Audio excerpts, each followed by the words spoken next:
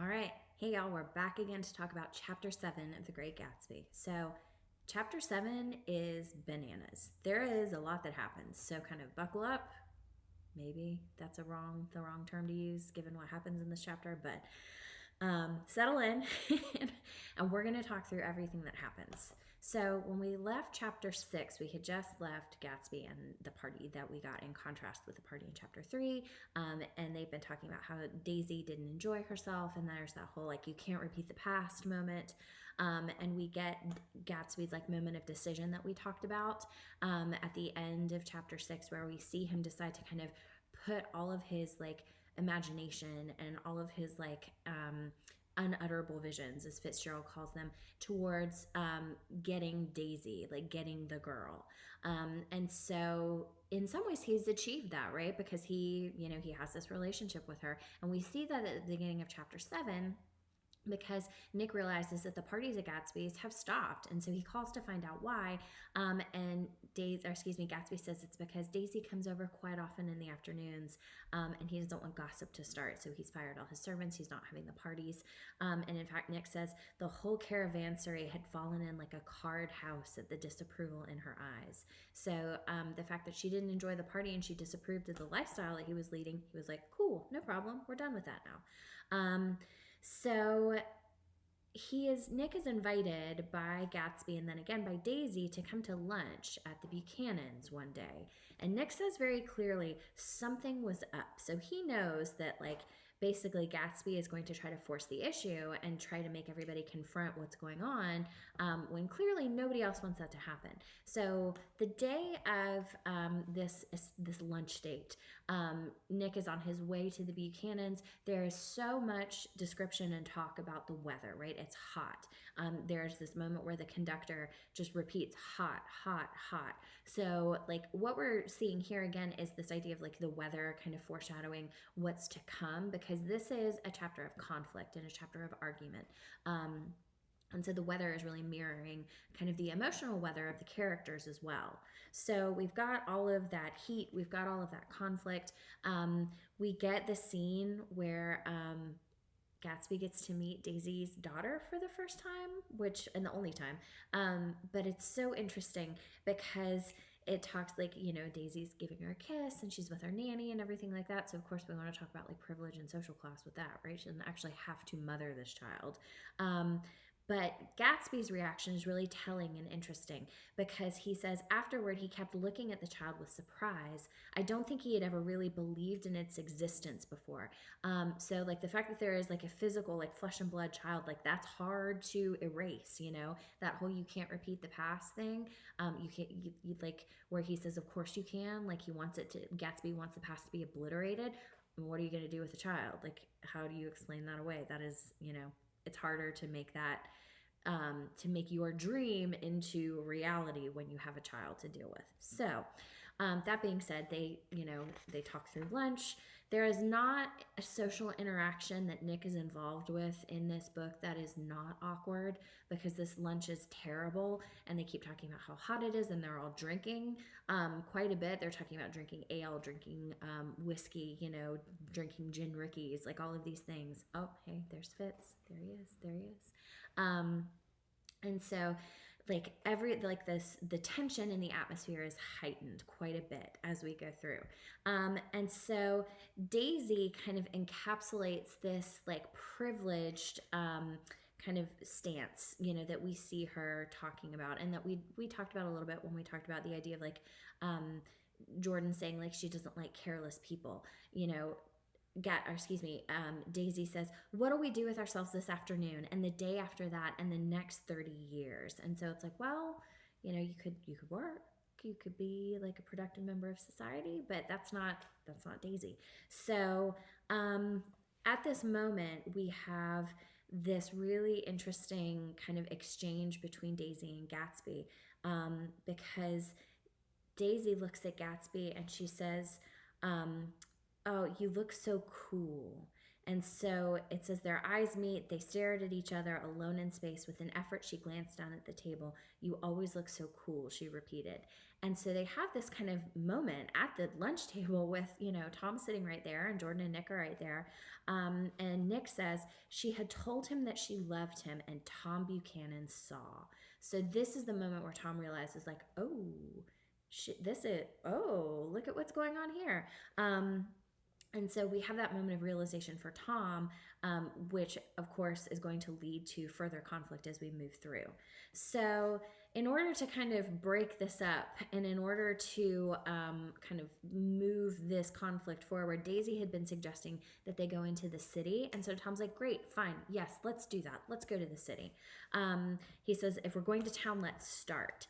And so they all walk out to the cars, and I want to take a second and put up who is in what car, because that's going to end up being very important. So let's take a look at that. Quick detour, actually, before we get to the cars. When they first walk outside, before they start getting in the cars, we have this moment where Gatsby says, I can't say anything in his household sport. Like, he can't confront Tom about what's going on with Daisy while they're at Tom's house. That kind of goes against his ethics, or it goes against his moral code. And so Nick says, I want to take a look at this passage really quickly. Nick, talking about Daisy, says that she has an indiscreet voice. So this idea that she can't hide things because those things that she feels and that she thinks are revealed in the way that she talks about them. And so, and in the sound of her voice. So we've talked a whole bunch about Daisy's voice. And this is what Gatsby says about it. Her voice is full of money. And so Gatsby identifies this. And this is so interesting because it ties together what he's been searching for the last 5 years. And it's the first time that he makes it very clear that the love and desire he has for Daisy is inextricably linked to a love and desire for wealth, right? You cannot have Daisy without having wealth. And so those two things become linked in this really important way in Gatsby's mind. And so Nick says, that was it. I'd never understood before. And part of the reason he's never understood it before is because he is part of that privileged class. It takes Gatsby, James Gatz, to point this out. And so Nick repeats this. It was full of money. And he says that's where this charm that Daisy has comes from. It's, again, linking her charm and that financial status. It's really interesting, the imagery that Fitzgerald gives us of her voice. We have all this auditory imagery, right? It rose and fell, it jingles, it's the cymbal song. So there's all of this music imagery there. And it's really interesting that he uses cymbals specifically as the instrument that he cites here, because they're gold. They make that same kind of jingling sound like coins do. So there's a direct link to physical money in this image. And then we also see, again, a callback to that whiteness, right? That color symbolism, right? So this fact that she is untouchable and innocent in the white palace, right? So she's high up, so we have that social status. Also then, Fitzgerald builds on that image by specifically calling her the king's daughter, making her into a princess or royalty, this hyperbole that reinforces her separation from the common masses like Gatsby and people like him. And then here we get the progression of this image where he calls her the golden girl. And so Daisy has gone just from having a voice that sounds like money to being the actual embodiment of wealth. She is the golden girl, a girl that is gold. She is literally made of money by the end of this image. And that's where Nick kind of leaves us. So now we are ready to go to the cars. And so now we can take a look at who is going to town and the cars in which they're going. So we've got Gatsby's yellow circus wagon, which is what Tom calls it. And Tom is driving, and he has Jordan and Nick with him. So this is on the way to New York. Then we also have Tom's blue coupe, but in this case, Gatsby is driving that and Daisy is riding with him. Keep that in mind. This is going to become important as we move to the end of the chapter. After this, as they're driving to town, Tom, Jordan, and Nick stop for gas at Wilson's. And Wilson is not doing well. And so I want to take a second and talk about this little interlude here. Wilson says he's sick, that he is not feeling well, and Tom is saying like, well, you have to pump my gas anyway. And he asks why, what's going on. And Wilson says, I've been here too long. I want to get away. My wife and I want to go west. And Tom says, your wife does, exclaimed Tom, startled, because he's like, oh, my mistress is just like gonna up and leave. And Wilson tells him, she's going whether she wants to or not. I got wised up to something funny the last 2 days. And so we have this moment where, everybody's discovering everybody else's infidelities, right? So this is kind of like a mirror to what's going on, what's just happened with Tom, with him realizing that Daisy is having an affair. George Wilson, in a lot of ways, is having the same kind of realization. It's interesting too, because at the end of this little moment, Nick looks up and sees that Myrtle is watching them. So Myrtle sees them at the gas pump. And Nick says her eyes, wide with jealous terror, were fixed not on Tom, but on Jordan Baker, whom she took to be his wife. So Myrtle thinks that this yellow car with Tom driving and the woman in it, she thinks that that's Tom and Daisy going into town. And she is, like it says, jealous of what's going on and terrified that the life that she thought she had is going away. I want to talk really quickly about eyes and seeing, because this is a motif that we need to trace throughout the rest of this chapter. So there is a ridiculous amount of eye imagery in chapter 7, and we're starting to see some of it already, right? We had that moment with Daisy and Gatsby at the lunch table, and you can see I've put that quote back up there for you. Tom, when he's talking to Jordan and Nick about the fact that he's realized what's going on with Daisy and Gatsby, he says, I have a almost second sight. We have Dr. T.J. Eckelberg, who turns up at the beginning and the end of the gas station scene. In this particular scene that we just talked about. In this scene, we have Wilson, who's described as hollow-eyed. Myrtle's eyes are wide with jealous terror. So there's all this image of eyes that see, eyes that meet. So what we have to look at are the images of these eyes, because they have a lot to do with the idea of sight, being able to see clearly, images of revelation, like the truth being revealed. And so I want us to keep an eye, look at my unintended pun, keep an eye on the eye imagery as we continue to walk through this chapter. So all of our cars are on their way to New York. They get there. There is a really great quote at the beginning of this section, which is one of my favorites. And it's Nick describing Tom. And he says, there is no confusion like the confusion of a simple mind. And as we drove away, Tom was feeling the hot whips of panic. So, of course, equating Tom with this like simple-minded person. It's just such a great insult. Anyway, so we have all of our main characters who are, on their way to the Plaza Hotel. They're not sure what they're doing. There's all of this like building tension. There's the continued heat. There's Tom being accusatory and ugly to everyone. They get into the room and they open the windows, and there's the irony of a wedding that's happening downstairs, right? In the midst of all of this like marital strife that we've been seeing.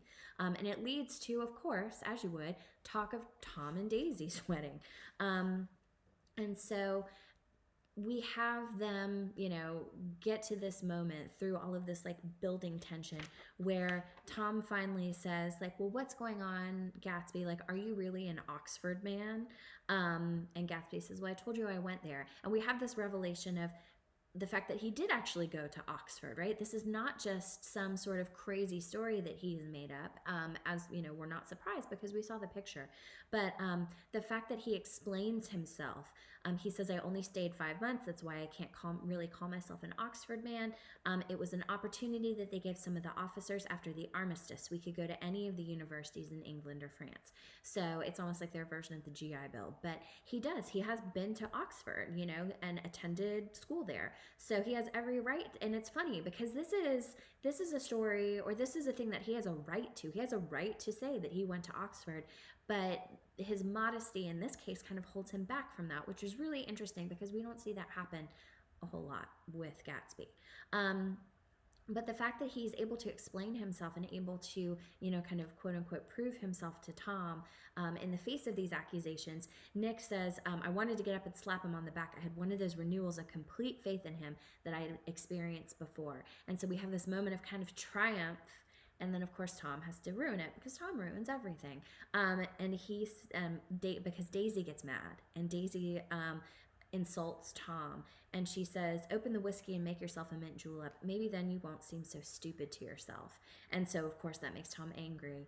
And Tom finally gets to the point where he's able to kind of come to this moment of confrontation. And he asks Gatsby, he says, what kind of a row are you trying to cause in my house anyhow? And so this opens everything up, and that's what I want to look at next. So this is the confrontation that Tom and Gatsby have been waiting to have.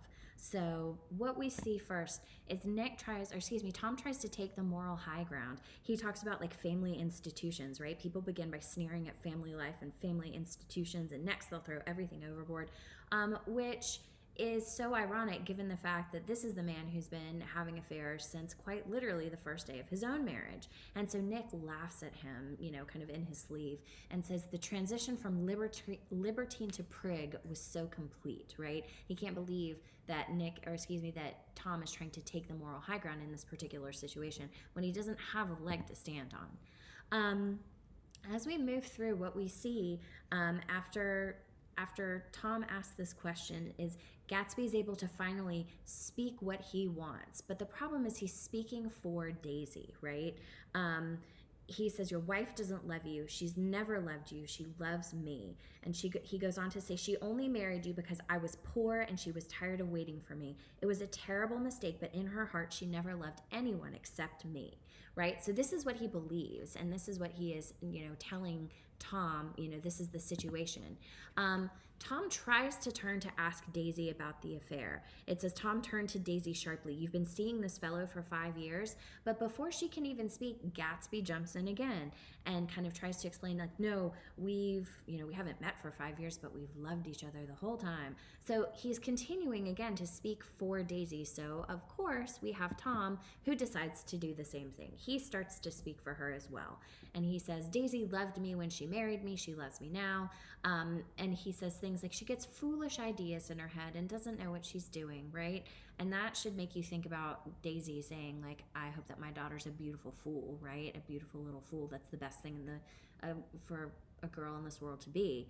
And then Tom, interestingly enough, acknowledges his own bad behavior. He says, once in a while I go off on a spree, but I always come back, and in my heart, I love her all the time. And so we have him kind of revealing how he kind of views marriage and treats marriage and thinks about marriage. And it just is so ironic that both of these men are fighting over Daisy, and she is not given a single line in this entire scene. I mean, we've got 3 pages where she doesn't get to speak, right? These men are just kind of speaking over her. And it's interesting because when she does get to speak, the first thing she says is to Tom, and she says, you're revolting. And she references some problem or some kind of scene that happened in Chicago, which is why she says they had to leave, why they had to move. And so we're thinking like, well, maybe she might make the move. Maybe she might make the jump. Maybe she might decide to leave Tom, right? If she finds him so revolting and terrible. But we need to take a second and look at the text that comes right after this. So that's what we're going to look at next. So this is the text that immediately follows Daisy telling Tom that he's revolting and she's so angry about what's happened in Chicago. And so Gatsby moves over to Daisy and exhorts Daisy and says, just tell him the truth that you never loved him and it's all wiped out forever. And so this should sound really familiar, right? Because first of all, for Gatsby, this is the truth, right? That Daisy never loved him. And that whole idea about like it's all wiped out forever, that speaks back to what we looked at in chapter 6 with his idea that, you can repeat the past. He wants to obliterate Tom and Daisy's past. here again, we've got our eye stuff, right? It says she looked at him blindly. And so it's interesting here because when we see her say, like, how could I love him possibly? That idea of blindness shows us that she's not seeing things clearly. She's not being truthful, right? And so Gatsby continues to coach Daisy, and he says, you never loved him. And so we've got this idea where it says, like, you, like, in this moment, you were saying, like, you never loved him. And so here we see the problem with the hesitation, right? She can't say it. She can't say, I never loved him. So this is where it all falls apart. It becomes clear that this scene where she, she's looking at Jordan and Nick, she's trying to appeal to them. It says that it's as though she never all along intended on doing anything at all. So this scene is not what Daisy wants. The scene is what Gatsby wants. And so we see that reinforced where, she says that she never loved him, but with reluctance, right? So that hesitation and reluctance are part of the same connotative family.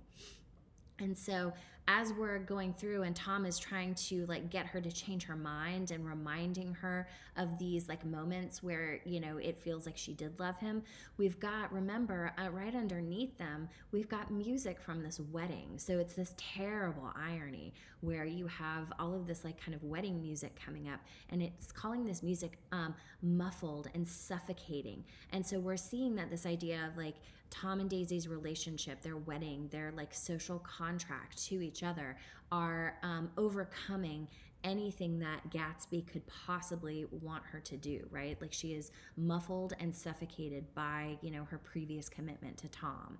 And so she tells him, like, please don't. And it says her voice was cold, but the rancor was gone from it. So we see kind of this lessening of this anger and this revulsion that she has at Tom. And there's a shift here. When Daisy's like loses this kind of anger and revulsion, when she loses this rancor, there's a shift in power from Gatsby back to Tom. And we see that continue where she looks at Gatsby and she says, you want too much. And this is probably the most truthful thing that she has ever said to Gatsby, right? Remember at the end of chapter 6 when we talked about how how Daisy became like the repository for all of Gatsby's like hopes and dreams and possibilities. She realizes that she can't live up to that. And she says, you want too much. She says, I love you now. Isn't that enough? I can't help what's past.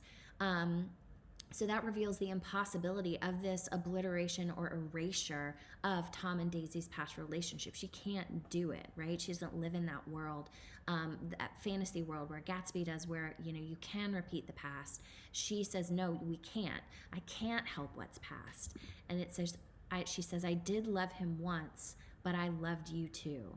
And so I want us to pay attention to the tense here. She acknowledges her feelings for both men, but notice that it's past tense now for both of them, right? It seems that this kind of confrontation has maybe killed the love that she had for either one of them. Notice more this eye imagery, right? Gatsby's eyes are blinking. We're seeing here a change in perception, a revelation, right? That she could possibly have loved both of them, right? Like that feels impossible for him to comprehend. It's this huge shift in perception where this girl that he thought he loved and that she was the only person that, that he was the only person that she also loved. And now that is not the case. His eyes have been opened to this. And so he repeats this. You loved me too, he repeated. And this really illustrates his disbelief. So we need to make sure we pay attention to this moment because it is this seismic shift in the relationships for all of these characters. So after that major shift in perception where Gatsby is kind of confronted with the fact that Daisy is maybe not the person that he thought she was, or at least not able to engage in the world in the way that he wants her to, the scene continues, right? There's still more of this like back and forth between Tom and Gatsby, but it feels a lot more like kind of like schoolyard, like jeering and bullying, like, oh, I love her. Oh, you don't. Oh, yes, I do. And like, it's just, it doesn't feel productive in any way. And the only thing that Daisy says in this whole scene basically is, oh, please, let's get out, right? Like, she doesn't want to make a decision. Her only desire in this scene is for escape, right? Escape from everything, right? She does not want to take Tom with her. She doesn't want to take Gatsby with her. She says, let's get out.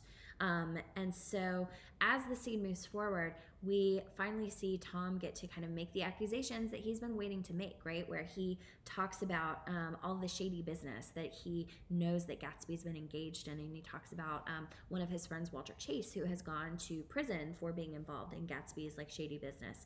And Gatsby gets really angry, but very quietly angry, but it freaks Nick out. He says at one point, he looked, talking about Gatsby, he looked, and this is said in all contempt for the babbled slander of his garden, as if he had killed a man. And so this reveals kind of another side of Gatsby to Nick, right? Like, he is not just kind of like this affable, smiling, like party host, you know, or this like romantic figure. Like, Nick is able to see like, ooh, this is maybe not a guy I really want to mess with, right? Like, Nick can see that kind of possibility within Gatsby himself.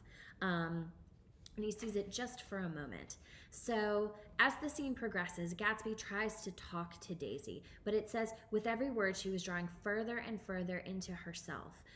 So he gave that up, and only the dead dream fought on as the afternoon slipped away, trying to touch what was no longer tangible, struggling unhappily, undespairingly toward that lost voice across the room. So just like the green light became a lost symbol for him, Daisy herself now is kind of conflated with that, right? Like, her voice, she is a lost voice to him. And in fact, Daisy becomes kind of disembodied in this scene. She is no longer a person, right? She's a voice to Gatsby. It says, and when she talks to Tom, it's the same kind of way. It says the voice begged again to go. Please, Tom, I can't stand this anymore. And then he talks about her eyes, again with the eyes, right? Her frightened eyes told that whatever intentions, whatever courage she had, were definitely gone. So the resolve and the courage that she had when it leaves, we see Tom kind of overpower her to the point, like Tom's will overpower her to the point where she's no longer even a whole person, right? She's just a voice and eyes. And so the fact that this is happening, Tom's power and his domination, they don't just diminish Daisy, they also diminish Gatsby, because Tom is in charge by the end of this scene. It says, because Tom basically orders Gatsby to drive Daisy home. He's like, I've just put an end to this affair, and here's how much power I have over you. I'm going to make you drive back to, back home together.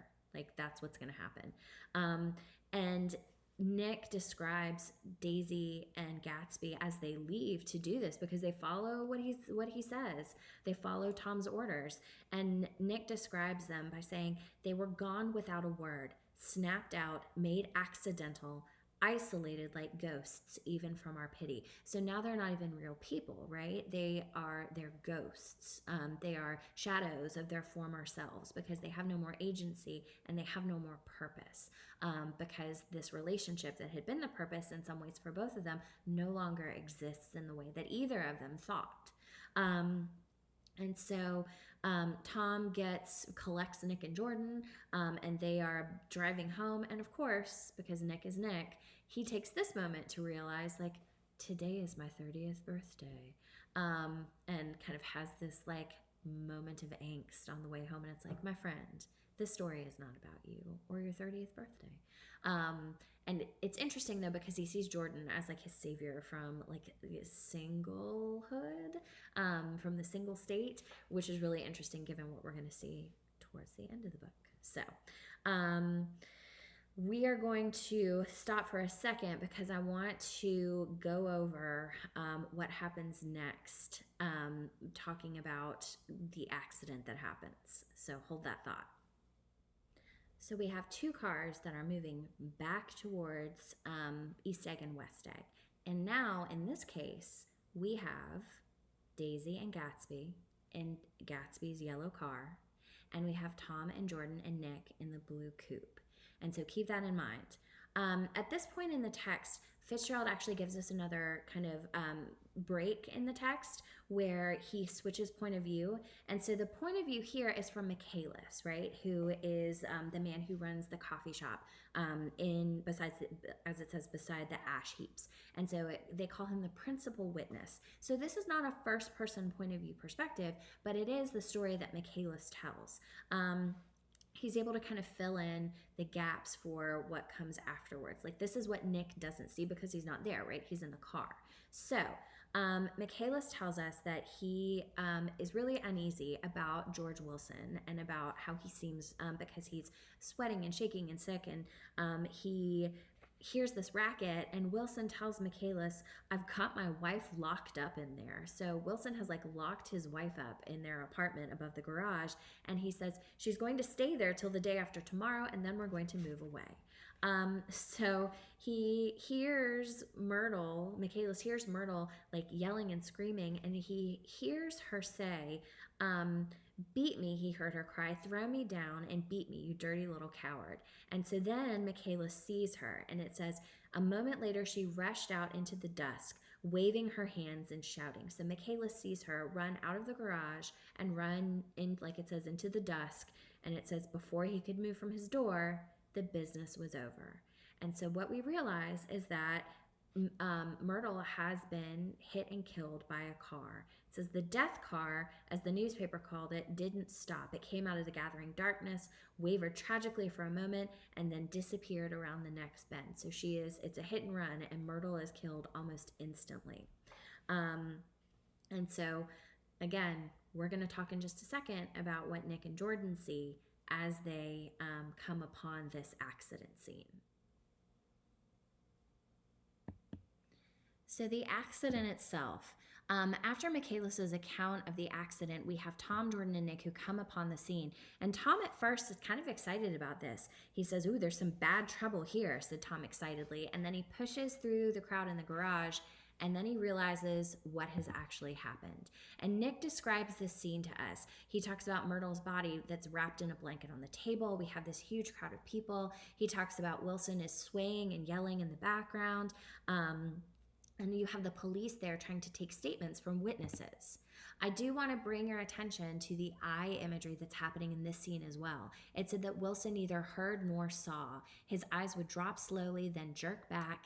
And then you have Tom with this eye imagery as well. It says Tom is staring around the garage with glazed eyes. And so in both of these situations, we have men who are not able to quote unquote see. They're not able to comprehend what has just happened. And Fitzgerald is using that eye imagery to bring that home to us. So you have a witness who identifies the car who hit Myrtle. He calls it a big yellow car, new. And Wilson says, I know what kind of car it was. Because remember, earlier in the chapter, when Tom stopped for gas, he told Wilson that the yellow car he was driving belonged to him, not that it belonged to Gatsby. Because remember, he tried to like sell Wilson this car, and Wilson's like, no, I can't make any money off that car because that car's insane. And so Wilson believes that this yellow car belongs to Tom. And so Tom has to fix this. He grabs Wilson like he's comforting him. And he tells him, that yellow car I was driving this afternoon wasn't mine. Do you hear? And he sets him down. And somebody else says, oh, no, that's right, Mr. Policeman. Like this guy, Tom, was driving a blue coupe and they just came in, so it couldn't have been him. And so as soon as Tom is kind of cleared of responsibility, he like grabs Nick and Jordan and he nopes right out of there. He is done. He is out. And the final scene of this section is Tom driving home, and Nick gives us this kind of sympathetic, really, image of him driving home and crying for Myrtle. Nick says, I heard a low, husky sob and saw that the tears were overflowing down his face. And for a moment, we feel bad. But then we realize, like, when he speaks, he doesn't talk about Myrtle. He doesn't talk about how much he loved her or how much he missed her, or he's going to miss her or how much he meant to her. She meant to him, excuse me. He's talking about Gatsby, and he says the goddamn coward, he didn't even stop his car. And so keep that in mind, that is Nick's first thought in this case is for Gatsby, and for the insult that has been done to him. And so keep that in mind as we move forward through our reading of the final 2 chapters.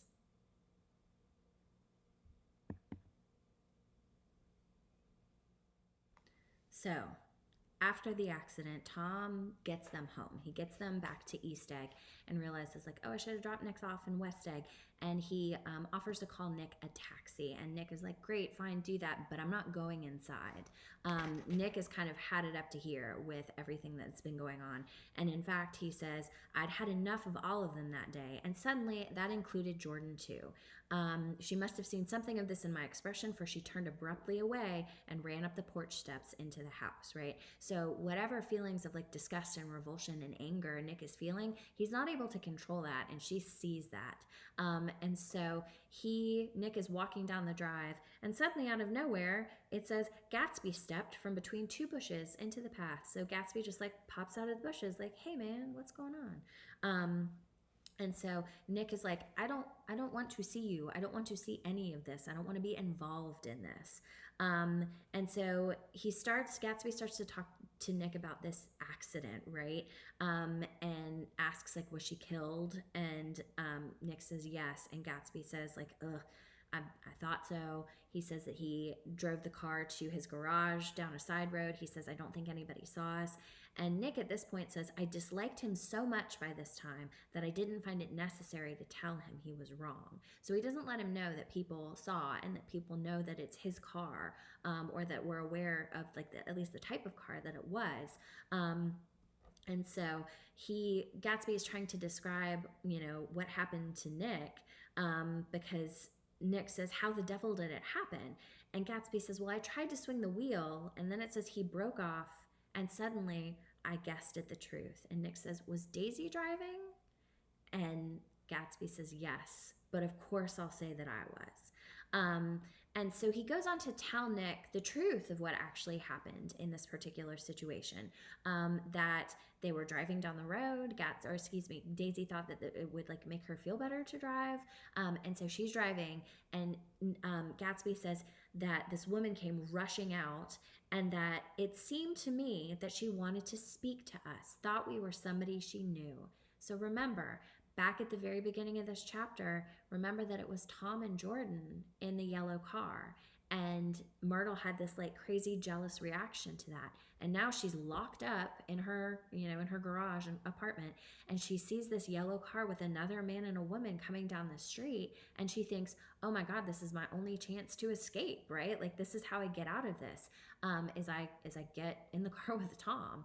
And so she runs out there and is immediately killed. And of course, as we know, it's Daisy driving. So we have that kind of revelation.